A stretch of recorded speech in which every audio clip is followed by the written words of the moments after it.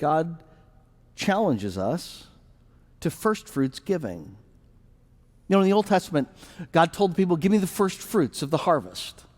So when the harvest would come in, they would give the first fruits to God. That would make them understand two things. First of all, God is the giver of the fruit. We praise God, not the fruit, not the food, not the crop.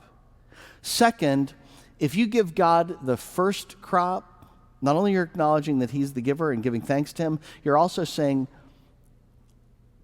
we have to trust you, Lord, for the next crop. And again, our faith is not in the created thing. Our faith then is in the Creator. And so we give first to God. But it's hard because we want to give after we've figured out everything ourselves, and then we give God the second or third crops, you know? Kind of reminds me of that story of the man whose wife had a cat, and he despised the cat, of course. The cat hairs, the cat allergies, the cat scratching the furniture. One day the wife goes away for a couple of days. The husband is responsible to take care of the cat, and the husband takes care of the cat in kind of a final eternal way, you might say. So the wife comes home. She can't find the cat. She's looking for the cat. She's upset she can't find the cat. She says to her husband, do something to help me get this cat. So the husband takes out a bunch of ads and offers a reward for $2,000. $2,000 for the return of this cat. Anybody can find this cat.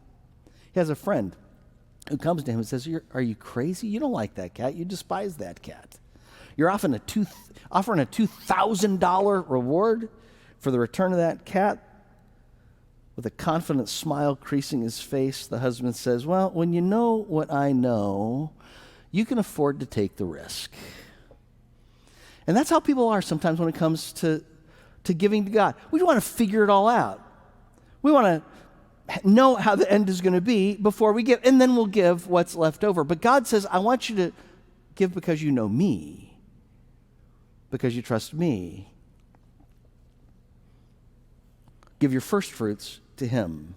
That means our first priority in financial planning is trusting God. That means before you save for vacations or buy a car or budget for housing or education, college education or retirement, your first goes to God. It's the first commandment. No other gods besides me. No other gods before me.